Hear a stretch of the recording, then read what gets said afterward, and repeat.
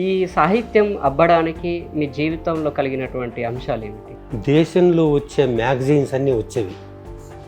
చిన్నప్పటి నుంచి అక్కడ చదివేవాడిని. ఆ రకంగా సాహిత్యం పట్ల నాకు ఆసక్తి ఏర్పడింది. మీరు తెలుగులో ఎంఏ చేసి ఇంగ్లీష్ ఏమాత్రం రాదంటున్న మీరు ఒక్కసారిగా అనువాదాల వైపు వచ్చారు. ఆ గొతే జీవితాన్ని చదివి 2 సంవత్సరాలు సాహిత్యం అంతా మానేసి ఆయన మీద బుక్ రాసి వచ్చేసాను. నువ్వేదో మంచిగా రచనలు చేసేటట్టున్నావే అని ఆవిడ అన్నది. ఆ రకంగా పెళ్ళైన తర్వాత ఆవిడ పేరుతోనే రచనలు చేశాను. ఈ ప్రపంచం అదేమిటో, ఈ ప్రదీప్త తారకా సముదాయం ఏమి, అసలు ఈ ఆకాశం ఏంది, ఈ మనుషులేంది, ఈ ప్రపంచం ఏంది అని 18 ఏళ్ల వయసులో రాసుకున్నాను అన్నమాట. తెలుగు ప్రజలకు ఓషో సాహిత్యాన్ని పరిచయం చేయడానికి వెనుక ఉన్న ఉద్దేశం ఏమిటి? ఆయన ఎప్పుడు కూడా డోంట్ బి సీరియస్, సీరియస్నెస్ ఈ సిక్నెస్ అన్నాడు ఆయన. ఓషోది అపారమైన అధ్యయనం. ఆయన జీవితంలో కనీసం 1,00,000 గ్రంథాలు చదువుకున్నాడు. అసలు ఒక్కరికి తల వంచకుండా అట్లాంటి జీవించిన వ్యక్తిని మనం ఇంకెక్కడా చూడం ప్రపంచం. మీ ప్రయాణంలో పట్ల తనికెళ్ళ భరణి గారు మీకు చాలా సన్నిహితుడు, మిత్రుడు అనేది ఒకటి ఉంది. పొద్దున్నే వెళ్ళి మా ఆవిడ్ని అందరం కలిసి బస్ ఎక్కించేవాళ్ళం. ఆవిడ పర్సు తీసి ఏదో డబ్బులు ఇచ్చేది. ఆ డబ్బుతో టీలు అన్నీ తాగేవాళ్ళం అనమాట. ప్రతిదీ సాహిత్యము కాంట్రవర్సీ అయిపోతుంది, సినిమా కాంట్రవర్సీ అయిపోతుంది, ఇట్లా ప్రతిదీ కాంట్రవర్సీ అవుతుంది కదా. ఇది ఎందుకు మొదలవుతుంది, ఎందుకు నడుస్తుంది? సాహిత్యం రాజకీయం ఎప్పుడవుతుందో అప్పుడు నాశనం మొదలైంది. ఈరోజు మన ముందున్న వ్యక్త సౌభాగ్య గారు. వారి పేరు, అసలు పేరు విజయ్ కుమార్. తన భార్య పేరునే కలంగా మార్చుకొని తెలుగు సాహిత్యంలో విశేష కృషి చేస్తున్నటువంటి సౌభాగ్య గారితో ముచ్చటిద్దాం. సార్ నమస్కారం. సార్ నమస్తే. తెలుగు సాహిత్యం లోపల చాలా భిన్నమైనటువంటి ప్రవృత్తులను మీరు చాలా కోణాల్లో వస్తూ ఉన్నారు. ఈ సాహిత్యం అబ్బడానికి మీ జీవితంలో కలిగినటువంటి అంశాలు ఏమిటి? దానికి మొదట అనుభవం చెప్పాలంటే, మాది తిరుపతి దగ్గర ఒక ఇంటీరియర్ విలేజ్, తలకోన అడవులని ఉంటాయి. ఓకే. ఆ అడవుల్లో ఒక గ్రామం. ఆ గ్రామంలో మా ఊరి జమీందార్ లాంటి ఒక ఆయన ఎంజీ శాస్త్రి గారని ఉండేవారు. ఓకే. వాళ్ళ ఇంట్లో ఆ రోజుల్లోనే 50-60 ఏండ్ల క్రితమే దేశంలో వచ్చే మ్యాగజైన్స్ అన్నీ వచ్చేవి. ఓ. చిన్నప్పటి నుంచి అక్కడ చదివేవాడిని. ఓకే. ఆ రకంగా సాహిత్యం పట్ల నాకు ఆసక్తి ఏర్పడింది. మీరు అంటే సాహిత్యం చదువుతూ రాస్తారా, లేకపోతే ఒక దశ వచ్చినాక రాయడం మొదలుపెట్టి? లేదు, నేను అప్పుడు ఆ చిన్నతనం కాబట్టి చదువుకున్నాను, రాయలేదు. తర్వాత నాకు ఇంగ్లీషు ఒక అక్షరం ముక్క కూడా రాదు. అందువల్ల ఏం చేశానంటే, విద్వాన్ అని ఉండేది, ఓన్లీ తెలుగే ఉంటుంది, అది చదివాను. అది చదివిన తర్వాత తెలుగు ఎంఏ చేశా. ఓకే. ఆ తెలుగు ఎంఏ చేయడం వల్ల అప్పుడు ఆ విద్వాన్ చదివే రోజుల్లోనే, ఆ రోజుల్లోనే సుప్రసిద్ధమైన భారతి అన్న ఒక సాహిత్య పత్రిక ఉండేది, మాసపత్రిక. అందులో పద్యాలు రాసేవాడిని. తర్వాత ప్రభ తక్కిన పేపర్లన్నింటిలో కూడా వ్యాసాలు రాశా. ఆ రకంగా నాకు సాహిత్యం పట్ల అభిమానం, ఆసక్తి ఏర్పడ్డాయి. మీరు మొదటి రచన ఎప్పుడు మొదలైంది సార్? 1972లో భారతిలో వచ్చిన పద్యాలు, అవి కూడా ఛందోబద్ధమైన పద్యాలు.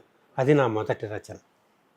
మీరు తెలుగులో ఎంఏ చేసి ఇంగ్లీష్ ఏమాత్రం రాదంటున్న మీరు ఒక్కసారిగా అనువాదాల వైపు వచ్చారు. దానికి కారణం ఏంటంటే, మా ఊరి ఎమ్మెల్యే సికే నారాయణ రెడ్డి గారని బంజారా హిల్స్లో ఉండేవాళ్ళు. ఆయన ఒకరోజు వాళ్ళ ఇంటికి వెళ్తే guide to modern world literature అని ఒక 4 వాల్యూమ్స్ ఇచ్చాడు. సార్ నాకు ఇంగ్లీష్ రాస్తారని. అరే పిచ్చోడా, ఇంగ్లీష్ రాకపోవడం ఏది, డిక్షనరీ పెట్టి చదువుకో అన్నాడు. ఆ రకంగా డిక్షనరీ పెట్టి చదివి అందులో కొన్ని కవితలు రాసి ఒక బుక్ వేసి మొదట ఆయనకే అంకితం ఇచ్చాను అన్నమాట. ఆ రకంగా ఆంగ్ల సాహిత్యం పట్ల నాకు ఆసక్తి ఏర్పడింది. దీనికన్నా భిన్నమైన విషయం ఏమిటంటే, యాక్చువల్గా మా కుటుంబంలో ఒక వ్యక్తి హఠాత్తుగా చనిపోవడం వల్ల నేను అక్కడక్కడ జర్మన్ మహాకవి గొతే కొటేషన్లు చదివా. ఆయన కొటేషన్లు నన్ను భలే ఆకర్షించాయి. Every solution of a problem is a problem. Men are running towards permanently changing goals. ఈ భూగోళం చాలా దిగులుగా తిరుగుతోందట. దానికి మనం చాలా షార్ట్ గెస్ట్లమాట. ఇట్లాంటి కొటేషన్లు చదివి ఆకర్షింపబడ్డా. అప్పుడు ఇక్కడ మ్యాక్స్ ముల్లర్ భవన్ అని ఉండేది, ఇప్పుడు ఉంది కానీ అప్పటి మధ్యలో లేదు. అందులో నేను మెంబర్గా చేరి అక్కడని ఇంగ్లీష్ బుక్సే ఉండేవి, జర్మన్ రచనలు. అవి ఇంటికి తెచ్చుకొని ఆ గొతే జీవితాన్ని చదివి 2 సంవత్సరాలు సాహిత్యం అంతా మానేసి ఆయన మీద బుక్ రాసి వచ్చేసా. దాన్ని కూడా ఆ మ్యాక్స్ ముల్లర్ భవన్ వాళ్ళే వేశారన్నమాట. అట్లా మెల్లమెల్లగా నాకు సాహిత్యం పట్ల, ఆంగ్ల సాహిత్యం పట్ల ఆసక్తి ఏర్పడింది అనమాట. మీరు రచనలు చేస్తున్నప్పుడు మీ పేరు కాకుండా మీ భార్య గారి పేరు, సౌభాగ్య గారి పేరు పెట్టడం మొదలెట్టారు. దాని వెనుకున్న నేపథ్యం దాని వెనక నేపథ్యం ఏం లేదు. మా పెళ్ళికి ముందు ఒక 4 నెలల గ్యాప్ వచ్చింది. ఉత్తరాలు రాసేవాడిని. నువ్వేదో మంచిగా రచనలు చేసేటట్టున్నావే అని ఆవిడ అన్నది. ఆ రకంగా పెళ్ళైన తర్వాత ఆవిడ పేరుతోనే రచనలు చేశాను అన్నమాట. మీరు పెళ్ళి అయిపోయినాక ఏం జాబ్ చేసేవాళ్ళు సార్? ఇక్కడ అబిడ్స్లో గ్రామర్ స్కూల్ అని ఉంది. అందులో టీచర్గా 30 సంవత్సరాలు తెలుగు టీచర్గా పనిచేసి రిటైర్డ్ అయ్యాను అన్నమాట. అనువాదాలు మొదలుపెట్టిన కాలక్రమంలో పట్ల చాలామంది నావెల్స్, స్టోరీస్ చాలామంది చేసేవాళ్ళు. కానీ మీరు దానికి భిన్నంగా ఫిలాసఫీ బ్యాక్గ్రౌండ్లో ఉన్నటువంటి మనుషులు, వాళ్ళ జీవితాలు, ఆ జీవితాల్లో ఉండే ఘర్షణ వాతావరణాలు మాత్రమే అనువాదాలు చేయడం మొదలుపెట్టారు. అట్లా ఎందుకు మీరు ఎంచుకున్నారు? అది చిన్నతనం నుంచి ఒక రకమైన, అంటే చిన్నప్పటి నుంచి తల్లిదండ్రుల దగ్గర పెరగలేదు నేను. దానివలన వ్యక్తికి ఏమవుతుందంటే ఒక రకమైన తాత్విక దృష్టి ఏర్పడుతుంది. నా 18 ఏళ్ల వయసులోనే నేను మంచం మీద పడుకొని ఆకాశం లెక్క చూసుకొని, ఆ రోజుల్లో పద్యాలు రాసేవాడిని అన్నాను కదా. ఈ ప్రపంచం అదేమిటో, ఈ ప్రదీప్త తారకా సముదయమేమి, అసలు ఈ ఆకాశం ఏంది, ఈ మనుషులేంది, ఈ ప్రపంచం ఏంది అని 18 ఏళ్ల వయసులో రాసుకున్నాను అనమాట. ఆ రకమైన తాత్విక దృష్టి అనేది నాకు ఏర్పడింది. అట్లా ఆ తాత్విక దృష్టి వల్లనే జర్మన్ మహాకవి గొతే పట్ల ఆకర్షింపబడి ఆయన మీద బుక్ రాశాను. ఆ క్రమంలో ఏమైందంటే జిడ్డు కృష్ణమూర్తి మీద ఆయన బుక్స్ అన్నీ ఒక 2 సంవత్సరాల పాటు చదివి ఆయన మీద ఒక బుక్ రాశా. ఇట్లా ఈ క్రమంగా ఎప్పుడు నాకు తాత్విక దృష్టి అనేది ఒక ధారలాగా పక్క నుంచి ప్రవహిస్తూనే ఉండేది. ఎప్పుడు ఒకవైపు కవిత్వం రాస్తూ ఉన్నా, ఇంకోవైపు ఈ తాత్విక దృష్టి కూడా ఉండేది అన్నమాట. భారత తాత్విక రంగం లోపల జిడ్డు కృష్ణమూర్తి సంచలనమైనటువంటి మనిషి. జిడ్డు కృష్ణమూర్తిని ఈ జనరేషన్ ఎలా అర్థం చేసుకోవాలి? ఈ జనరేషన్ అర్థం చేసుకోవడం అన్నది ఎట్లా అంటే, ఇది వ్యక్తిగతమైన వ్యవహారం. తాత్వికత అన్నది మందికి సంబంధించింది కాదు. ఎవడికో ఏదో సందర్భంలో వాడి జీవితానుభవాన్ని బట్టి ఆకర్షింపబడతాడు. అతను జిడ్డు కృష్ణమూర్తినో లేకపోతే ఇంకొకళ్ళనో ఇంకోవైపు మళ్ళవచ్చు. ఆ రకంగా జరగాలే తప్ప జనరేషన్ అనేది చాలా పెద్ద మాట. ఆ జనరేషన్కి సంబంధించదు ఎప్పుడు, ఎవరికి వారుగా అంతే, వారి వ్యక్తిగతమైన అనుభవం అది. అట్లాగే మీరు కథలు ట్రాన్స్లేషన్స్ చేయడం మొదలుపెట్టారు. మీకు అట్లా చేస్తున్నప్పుడు ఓషో సాహిత్యము చదవడము, దాన్ని అనువాదం చేయడము, కంప్లీట్గా తెలుగు ప్రజలకు ఓషో సాహిత్యాన్ని పరిచయం చేయడానికి వెనుక ఉన్న ఉద్దేశం ఏమిటి? ఉద్దేశం కారణం ఏంటంటే, ఒక రకంగా చెప్పాలంటే ఒక జీవితంలో నేను 15 ఏళ్లకు ముందు 15 ఏళ్ల క్రితం, 15-20 సంవత్సరాల క్రితం విపరీతంగా సమీక్షలు చేసేవాడిని పత్రికల్లో. అప్పుడు ఓషో బుక్స్ కూడా వచ్చాయి, అంటే తెలుగు అనువాదాలు నాకు ఇచ్చేవాళ్ళు. కానీ ఓషో మీద ఉన్న నెగటివ్ అభిప్రాయంతో ఏ రోజు ఒక పేజీ కూడా తిప్పేవాడిని కాదు, పక్కన పడేసేవాడిని. అట్లా ఒక సందర్భంలో ఒక చిన్న రకమైన మానసిక సంక్షోభ దశలో ఉన్నప్పుడు ఒక బుక్ ఉంటే ఓషోది అనువాదం బుక్ తిప్పాను పేజీ. తిప్పితే అందులో కొన్ని వాక్యాలు చదివా. నువ్వు నీ బిడ్డలకు జన్మనివ్వచ్చు, కానీ నీ ఆలోచనలు నీవి, వాళ్ళ ఆలోచనలు వాళ్ళవి. నీ ఆలోచనల్ని ఇంప్లిమెంట్ చేయడానికి నువ్వెవరు వాళ్ళ మీద ఇంప్లిమెంట్ చేయడానికి? అది భలే ఆకర్షించింది నన్ను. అప్పటి నుంచి రాత్రింబగళ్ళు మ్యాక్స్ ముల్లర్ భవన్ అని అన్నాను కదా, అందులో మెంబర్గా చేరి అందులో బుక్స్ తెచ్చుకొని ఓషో బుక్స్ చదివి ఇప్పటిదాకా ఓషో కథలని ఆంధ్ర భూమి పేపర్లో 1 సంవత్సరం పాటు రాశా, రోజు ఒక్కొక్కటి. అది ఓషో కథలని పెద్ద బుక్. తర్వాత ఓషో ఆత్మకథ, తర్వాత ఓషో 15 పుస్తకాలు అనువాదం చేశాను అనమాట. ఆ రకంగా ఓషో పట్ల ఆకర్షింపబడ్డాను. ఓషో ఇంతకుముందు అడిగాను, ఓషో వ్యక్తిగతమైన జీవితం కూడా ఎట్లాంటిదంటే చాలా సంక్షోభపూరితమైంది, ఆటుపోట్లకు లోనైంది. కానీ ఆయన ఎప్పుడు కూడా డోంట్ బి సీరియస్నెస్ ఈ సిక్నెస్ అన్నాడు ఆయన. సీరియస్గా ఉండకు, ఆనందంగా ఉండు, ఉల్లాసంగా ఉండు. పుట్టింది అందుకే మనం. జీవన్మరణాల మధ్య ఉన్న జీవితాన్ని అపూర్వంగా ఆనందంగా అనుభవించు, అంతే తప్ప ముఖం వేలాడేసుకొని ఉండాల్సిన పనే లేదు అన్నాడు. అట్లా ఆయన క్రమక్రమంగా ఆయన ఎదుగుదల, ఆయన స్థాయి, ఆ రోజుల్లో ఆయన అమెరికాలో ఉన్న రోజుల్లో ఆయన దగ్గర 99 రోల్స్ రాయ్స్ కార్స్ ఉండేవి. తర్వాత ఆయన్ని అరెస్ట్ చేయడము, మళ్ళీ విడుదల చేయడం, ఆయన ఇండియాకు వచ్చేయడం, ఇది జరిగినప్పుడు గ్రీసు మీద ఇంకొక దేశం మీద కూడా వస్తూ ఉంటే జర్నలిస్టులు అందరూ ఆయన, సార్ మీ రోల్స్ రాయ్స్ కార్ ఏమైనా సార్, నువ్వు ఎట్లున్నావురని నన్ను అడగకుండా నా రోల్స్ రాయ్స్ కార్ గురించి అడుగుతాడు పటొక్కడు అన్నాడు అనమాట ఆయన. అట్లా ఆయన తామరాకు మీద నీటి బొట్టు లాంటివాడు, ఏది అతన్ని అంటదు. అంత అద్భుతమైన జీవితం అయింది. ఓషో భారతదేశంలో పుట్టి అంటే చనిపోవడం కూడా భారతదేశంలో జరగవచ్చు, కానీ ఎస్టాబ్లిష్ అయ్యి చాలా పాపులర్ అయినటువంటి కాలం అంతా విదేశాల్లో ఉన్నది. నో, విదేశాల్లో ఉండి పాపులర్ కాలేదు ఆయన. ఆయన చుట్టూ ఉన్న వాళ్ళందరూ కూడా విదేశస్తులే. 99.9% యూరప్ నుంచి, అమెరికా నుంచి వచ్చిన వాళ్ళే ఆయన చుట్టూ ఉండేవాళ్ళు. దాంతోపాటు దానికి కారణం ఏంటంటే ఓషోది అపారమైన అధ్యయనం. ఆయన జీవితంలో కనీసం 1,00,000 గ్రంథాలు చదువుకున్నాడు. చదువుకోవడమే కాకుండా ప్రతి మతంలోని శాఖలు, ఉపశాఖలు, వాటన్నిటి మీద గ్రంథాలు ఉన్నాయి. క్రిస్టియానిటీ మీద, తర్వాత ఇస్లాంలోని సూఫీయిజం మీద, అవి హిందూ మతం మీద ఉన్నాయి. తర్వాత యూదు మతంలోని హసీడిజం అన్న శాఖకు సంబంధించి బాల్షం తోవ్ అనే ఒక ప్రవక్త, ఆయన కథలు అద్భుతంగా ఉంటాయి. ఆ కథలన్నింటినీ 100,000 కథలు చెప్పేవాడు ఆయన, ప్రసంగాల్లో చెప్పేవాడు. అట్లా కాకుండా ప్రపంచంలోని అద్భుతమైన మతాలు, మత శాఖలన్నిటి మీద ఆయన ఉపన్యాసాలు ఉన్నాయి, ఆయన గ్రంథాలు ఉన్నాయి. ఆ రకంగా భారతీయమైన తత్వచింతన కన్నా పాశ్చాత్య, ప్రాచ్య, ఇతర రంగాలకు సంబంధించిన తత్వ గ్రంథాలే ఆయన ఎక్కువ ఉండడం వల్ల సాధారణంగా వాళ్ళే ఎక్కువ ఆకర్షింపబడ్డారు.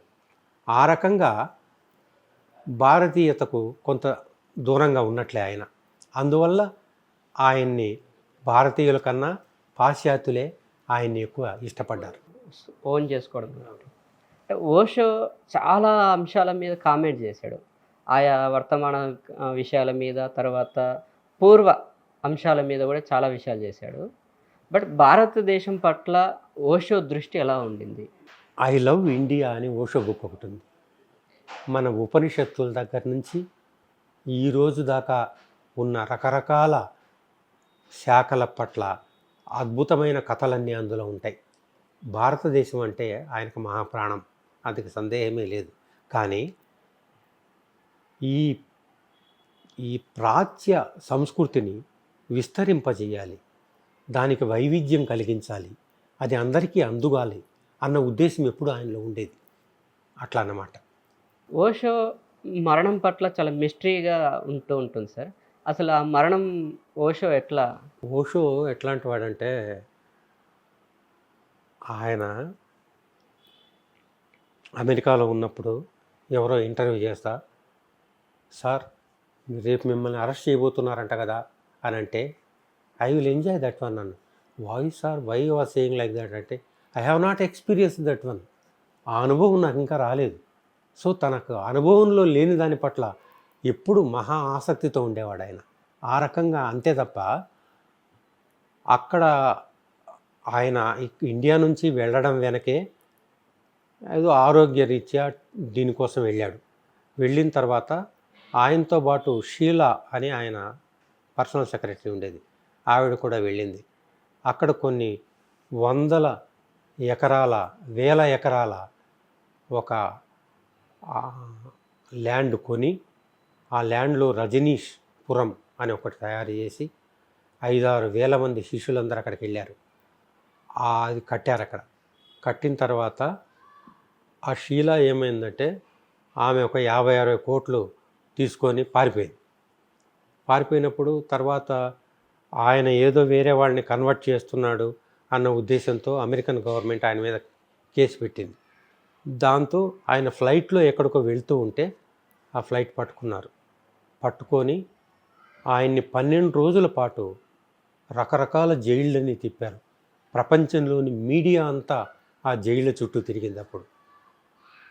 అట్లా ఆ రకంగా అది 12 రోజులు ఆ కేసు ఏదో కొన్ని మిలియన్స్ డాలర్స్ కట్టడంతో వదిలిపెట్టారు. నేరుగా మళ్ళీ ఇండియాకు రాకూడదు అనుకున్నాడు ఆయన.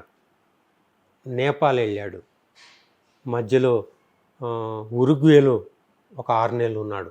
ఇట్లా రకరకాల దేశాల్లో ఉన్నాడు ఇక్కడికి రాకూడదని. 1.5 year దాదాపు ఆకాశంలోనే తిరిగాడు. తర్వాత పూనాకు వచ్చేసాడు.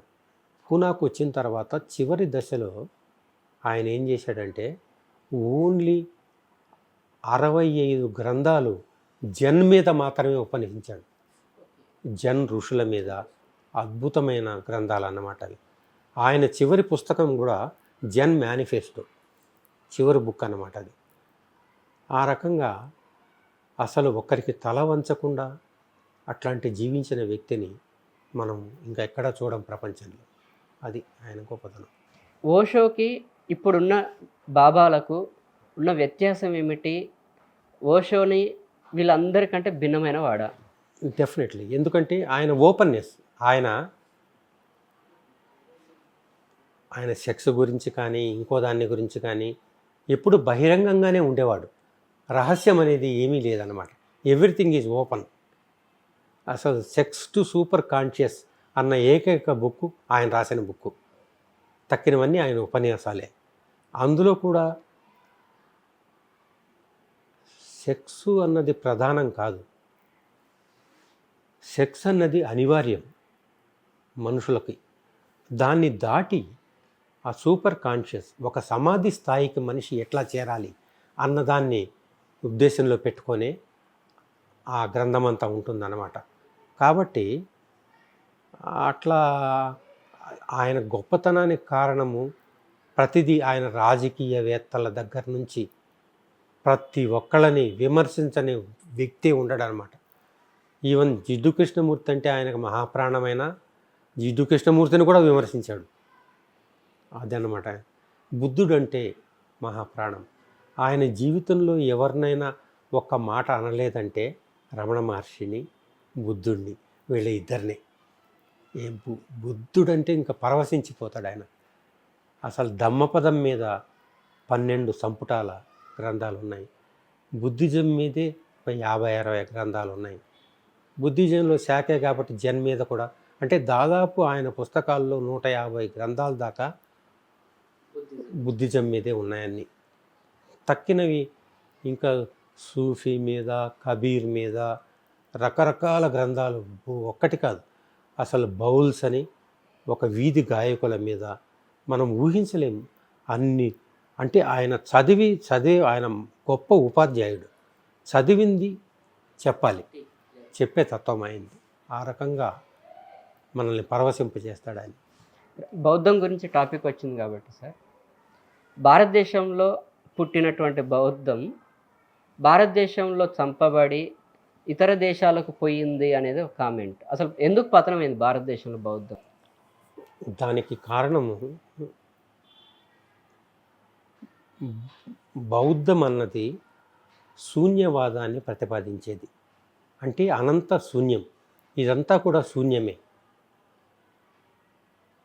ఇదంతా శూన్యమని భారతీయులకు కూడా తెలుసు. కానీ జీవితాన్ని భారతీయ హిందూ తత్వం గొప్పగా ప్రేమిస్తుంది, గాఢంగా ప్రేమిస్తుంది. జీవితాన్ని కాదనదు, శూన్యాన్ని కాదనదు, కానీ శూన్యాన్ని ప్రొజెక్ట్ చేయదు.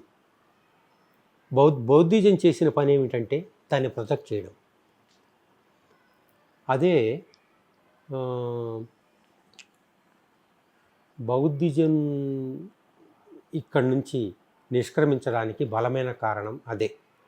అది కాకుండా ఇక్కడ మనం మొట్టమొదటి నుంచి కూడా మనం ఆచారాలకి, కర్మకాండలకి, మన జీవితానికి చాలా అవినాభావ సంబంధం ఉంది.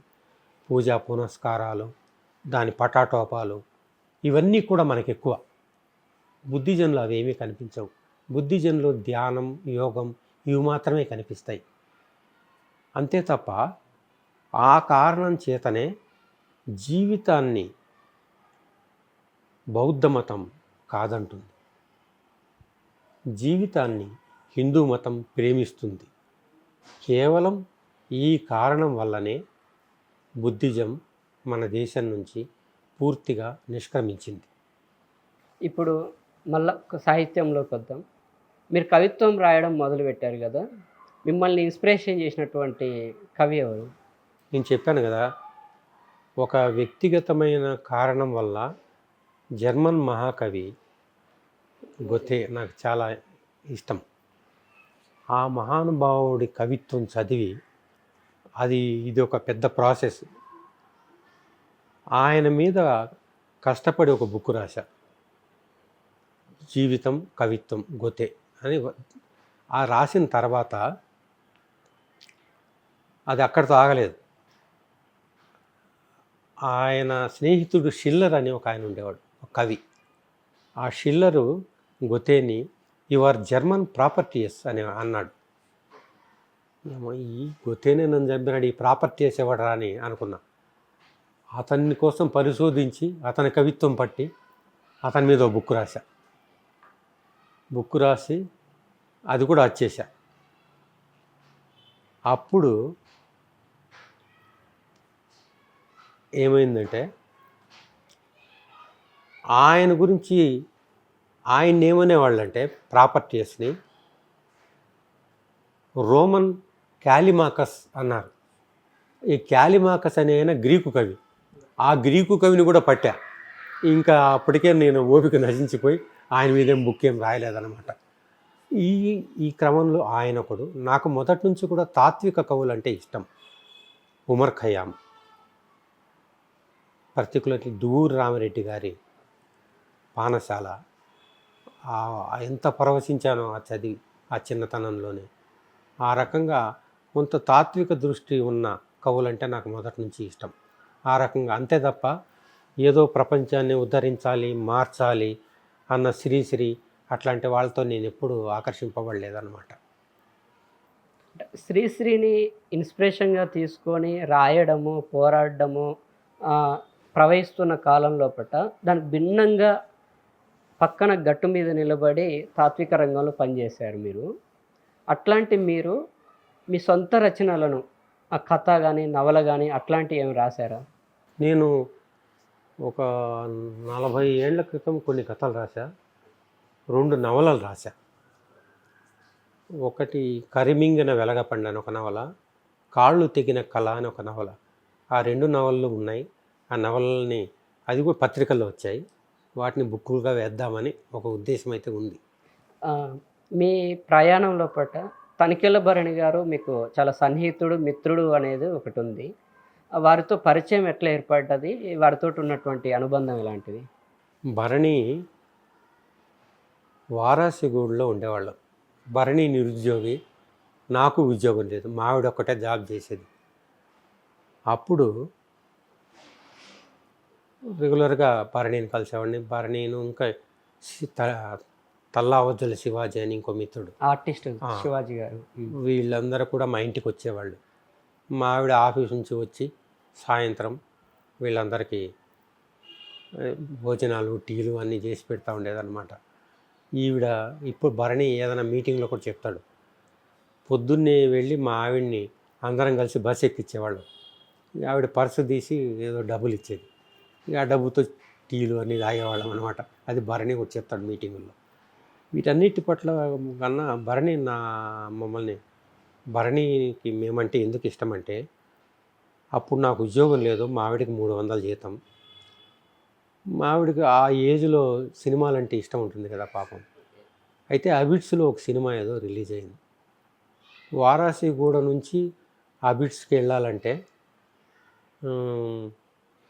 ఒక ఎంతో 5-6 కిలోమీటర్ల పైనే ఉంటుంది. అయితే సినిమా డబ్బులు ఉన్నాయి, ఆటోలో పోవడానికి డబ్బులు లేవు. అందుకని ఇద్దరం నడిచి బయలుదేరి అబిడ్స్ రోడ్లో వస్తూ ఉంటే ఎదురుగా సూర్యకిరణాలు పడి మా ఆవిడ తాళిబొట్టు మెరిసింది. నేను ఇట్లా, రే పిల్ల పైసలు లేవున్నావు, ఇంత ఉన్నాయి కదా, కరెక్టే కదా అని తాళి తీయించింది. ఆడ షాపులో అమ్మేసి ఆ డబ్బులు తీసుకొని చక్కగా హోటల్లో తిని సినిమా చూసుకొని ఆటోలో ఇంటికి పోయాం. ఇంతగా తాలిబొట్టు అమ్ముకొని మరీ చూసిన సినిమా ఏంటి సార్ అసలు? ఆ సినిమా గుర్తులేదు కానీ ఆ ఇన్సిడెంటే గుర్తుంది అంతే. అంటే నేను అనడం దాన్ని అప్పుడు అవసరానికి మించి ఏముంది, తాళి కావచ్చు, ఇంకా ఏం చేసుకుంటావు, ఆ గోల్డ్ ఉంటుంది, దానివల్ల ఏమిటి లాభం. అట్లా ఆ ఇన్స్పిరేషన్తోనే మేము అది ఎక్కడి దాకా వెళ్ళిందంటే, నేను మామూలు టీచర్ని, మా ఆవిడ కొంచెం మంచి జాబే. 1911లో పొనుగోటి కృష్ణారెడ్డి అని ఒక ఆయన ఉన్నారు. ఆయన ఈ భూమి అని ఒక పత్రిక చూసేవాళ్ళు. ఆ పత్రిక చూస్తూ ఉన్నప్పుడు వాళ్ళ ఆఫీస్కి వెళ్తే ఆయన ఒక పేపర్ తిరిగి, సార్ ఇదేదో యూరప్ టూర్ ఉందండి, బాగుంది చూడండి సార్ అన్నాడు. చూసా, ఎంత ఒక్కొక్కరికి 4.5 లక్షలు అని ఉంది. ఇది మా స్థాయి కాదులేండి సార్, వద్దులేండి సార్ అని సరే ఇంటికి వచ్చి మా ఆవిడకి చూపించా. నువ్వు ఇమ్మీడియట్గా టికెట్లు బుక్ చేయ. అరే పిల్ల, మన దగ్గర 4 రూపాయలు కూడా లేవు, ఎట్లా పోతామన్నా. పిఎఫ్ డబ్బులు ఉన్నా ఏం చేసుకుంటాను, పిఎఫ్ డబ్బులు తీసుకొచ్చింది, యూరోప్ వెళ్ళేసి వచ్చాం. ఆ ఇన్స్పిరేషన్తో అది ఎక్కడ దాకా అంటే, అప్పుడు మొదలైన ప్రయాణము మొన్ననే చెప్పాను కదా, అమెరికా ప్రయాణం. అమెరికా రోజు మా అమ్మాయి ఉంది కాబట్టి ఎవ్రీ ఇయర్ వెళ్తాం. ఇప్పటికి 10 సార్లు ఏమి వెళ్ళాం. అది కాదు, థాయిలాండ్ మొన్న వెళ్ళింది, థాయిలాండ్, కంబోడియా, వియత్నాం వెళ్ళేసి వచ్చాం. అంతకుముందు ఈజిప్ట్ వెళ్ళాం, అంతకుముందు ఏదో అండమాన్ అని. సరే యూరప్ అయితే 18 దేశాలు తిరిగాం. ఈ ఎక్స్పీరియన్స్లన్నీ అద్భుతం, మర్చిపోలేను అన్నమాట. పర్టికులర్లీ అంకోరావాట్ మన కంబోడియాలో, అసలు థాయిలాండ్ మొదలుకొని వియత్నాం దాకా 10,000 మన దేశ ఆలయాలు ఉన్నాయి, హిందూ ఆలయాలు 10,000. అది చూసి వండర్. అక్కడే కాదు, మళ్ళీ ఇండోనేషియా, మలేషియా అన్ని చోట్ల ఉన్నాయి. మేము వెళ్ళిన దేశాలు ఇవే. మన సంస్కృతి ఎంత గొప్పదని తెలుస్తుంది. తనికెళ్ళ భరణి గారితో ఎప్పుడు సాన్నిధ్యం? అప్పటి నుంచి భరణితో పరిచయం. తర్వాత సినిమాలో ఆయన బిజీ అయిన తర్వాత నేను రిటైర్డ్ అవుతూనే 2012లో మా ఆవిడికి ఫోన్ చేశాడు, వాడిని రిటైర్డ్ అయితే నా దగ్గరకు వచ్చేయమనమ్మా అని. సో అప్పుడు ఇక్కడ ఇంటి ఎదురుగానే ఆఫీస్ ఉండేది, ఆ ఆఫీస్లో ఉండేవాడిని, నేను చూసుకునేవాడిని. ఆయనతో పాటు దేశాలు షూటింగులకు వెళ్ళడము, తిరగడము అన్నీ చేశారనమాట. అట్లా అయితే ఆయనతో ఎక్కువగా సినిమా కన్నా సాహిత్య చర్చలే ఎక్కువ. ఆయన సాహిత్యం గురించే మాట్లాడేవాడిని తప్ప సినిమాకు మనకు ఏం సంబంధం లేదు. అయితే సినిమా వాళ్ళందరినీ పరిచయం చేశాడు అంతవరకే. మనకు ఆ లోకం వేరు, మన లోకం వేరు. అట్లా ఆ స్నేహం ఇప్పటికీ కొనసాగుతుంది. మీరు ప్రయాణాలు చేయడం మొదలుపెట్టాక ప్రతి మనిషి ఈ ప్రాంతాన్ని తప్పకుండా పర్యటించాలి అనే ప్రదేశం ఏదైనా ఉందా? అది నేను ఈజిప్ట్ అనుకుంటాను ఎప్పుడు. ఈజిప్టు అస్సలు 5,000 సంవత్సరాల క్రితం ఉన్న పైపరస్ పేపర్లలో అక్కడి చరిత్ర అవన్నీ రికార్డ్ చేశారు. అక్కడ కార్నాక్ టెంపుల్ అని ఉంది. కైరోకి 750 కిలోమీటర్లు. ఆ కార్నాక్ టెంపుల్లో ఒక్కొక్క స్తంభం ఎంత ఉంటుందంటే ఇంతలా ఉంటుంది. ఆ స్తంభం మీద 100 మంది నిల్చోవచ్చు. అటువంటివి 200 స్తంభాల ఆలయాలు ఉన్నాయి. అంటే పైన ఏమీ కన్స్ట్రక్షన్ ఉండదు, ఆ స్తంభాలు అయితే మిగిలాయన్నమాట. అట్లా ఆ ఈజిప్ట్ నైల్ నది, ఆ ప్రయాణము, వైట్ నైల్, బ్లూ నైల్ అని రెండు రకాలు ఉంటాయి. అట్లాగే పిరమిడ్స్ కానీ, వ్యాలీ ఆఫ్ కింగ్స్, ఇవన్నీ చరిత్ర పట్ల ఇష్టం ఉన్న వాళ్ళకి నచ్చుతాయి. అవి మామూలు మనుషులు యూరోప్ చూడొచ్చు. యూరోప్ బ్యూటిఫుల్గా ఉంటుంది కాబట్టి యూరోప్ ఇష్టపడతారు. భారతదేశానికి వస్తే సార్, భారతదేశం సాంస్కృతికంగా 2023లో ముందుకెళ్తుందా లేకపోతే వెనక్కి వెళ్తుందా? ఇప్పుడు ఎట్లా ఉందంటే ప్రపంచము అంతా గ్లోబల్ విలేజ్ అయిపోయింది. ఇప్పుడు ఒక దేశానికి పరిమితం అన్నది లేదు. కాబట్టి ముందుకు వెనక్కన్న సమస్య ఏమీ ఉండదన్నమాట. ప్రపంచంతో పాటు మన దేశం కూడా ముందుకు వెళ్తోంది, డెవలప్ అవుతోంది. కాబట్టి అది సమస్య ఏమీ కాదు. ఇప్పుడు వర్తమాన రాజకీయాలు వస్తే సార్, ప్రతిదీ సాహిత్యము కాంట్రవర్సీ అయిపోతుంది, సినిమా కాంట్రవర్సీ అయిపోతుంది, ఇట్లా ప్రతిదీ కాంట్రవర్సీ అవుతుంది కదా. ఇది ఎందుకు మొదలవుతుంది, ఎందుకు నడుస్తుంది అట్లా? దీనికి ఇప్పుడు మొదట నువ్వే ఒక మాట అన్నావు, రాజకీయం అని. సాహిత్యం రాజకీయం ఎప్పుడవుతుందో అప్పుడు నాశనం మొదలవుతుంది. లిటరేచర్ అన్నది వ్యక్తిగతమైంది, వ్యక్తిగత అనుభూతుల్ని రికార్డ్ చేసేది. అప్పుడు దానికి ఒక వైవిధ్యం ఉంటుంది, అంతే తప్ప ఒక పరిమితి అనేది ఉండదు. ఆ పరిమితిని ఛేదించాలి ఎప్పుడు. ఆ ఛేదించినప్పుడే సాహిత్యం విశ్వవ్యాప్తం అవుతుంది. ఇప్పుడు భారతదేశ రాజకీయాల లోపల, సామాజిక చిత్రం లోపల హిందూయిజం వస్తూ ఉన్నది. అది ఈ రెండింటి మధ్య తేడా ఏమిటి? హిందూకు హిందుత్వకు ఉన్న తేడా ఏమిటి? అట్లా ఇప్పుడు మనము రాజకీయాల పట్ల ఏర్పరచుకున్న అభిప్రాయాలే ఇట్లాంటి ప్రశ్నలకు కారణాలు అవుతాయి. అట్లాంటి అభిప్రాయాలు ఎప్పుడు ఏర్పరచుకోకూడదు. వాడు హిందూ మతాన్ని ప్రొజెక్ట్ చేసుకొని మనకెందుకు, నువ్వు ఏం ప్రొజెక్ట్ చేస్తున్నావు అన్నది ఇంపార్టెంట్, అంతే తప్ప అది. అట్లాగే కమ్యూనిస్టులు వాళ్ళ లిమిట్స్లో వాళ్ళు ఆలోచిస్తారు, విప్లవకారులు వాళ్ళ దృష్టిలో వాళ్ళు, ఎస్సీలు ఎస్టీలు వాళ్ళు ఎవరి లోకాలు వాళ్ళది. కొత్తగా వస్తున్న తెలుగు సాహిత్యం లోపల మీరు చదివినటువంటి రచయితలు కానీ, కథలు కానీ, నవల్స్ కానీ ఏమైనా ఉన్నాయా? అంటే నేను చదివినవి కాంటెంపరీవి తక్కువే. ఎందుకంటే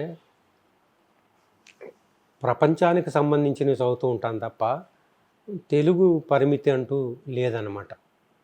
అట్లా మీరు కవిత్వం రాశారు కాబట్టి కవిత్వానికి మీరు ఇచ్చే నిర్వచనం ఏమిటి? అది ఒక వ్యక్తిగతమైన అనుభూతికి అక్షరాల రూపాన్ని ఇవ్వడమే కవిత్వం, అట్లా అనుకుంటాను. మీరు చదివే పాఠకులకు పుస్తకాలు సజెషన్ చేసే పుస్తకాలు ఏమిటి? నిజం చెప్పాలంటే ప్రేమ్చంద్ అపూర్వమైనవి. అట్లాగే తెలుగులో సంబంధించి నాకు అడవి బాపిరాజు అంటే చాలా ఇష్టం. అంటే నేను ప్రాచీన సాహిత్యాన్ని ఇష్టపడతాను కాబట్టి విశ్వనాథ సత్యనారాయణ రచనలన్నా కూడా నాకు చాలా ఇష్టం. విన్నాం కదా మన సౌభాగ్య గారి మాటల్లో తెలుగు సాహిత్యం, రాజకీయాలు, తత్వశాస్త్రము వీటన్నింటి మేళవింపు సౌభాగ్య గారి జీవిత సారాంశం. ఇక ముందు మరో రచయితతోటి మరో సందర్భంలో కలుసుకుందాము. ఈ కార్యక్రమానికి ఇంతతో సెలవు.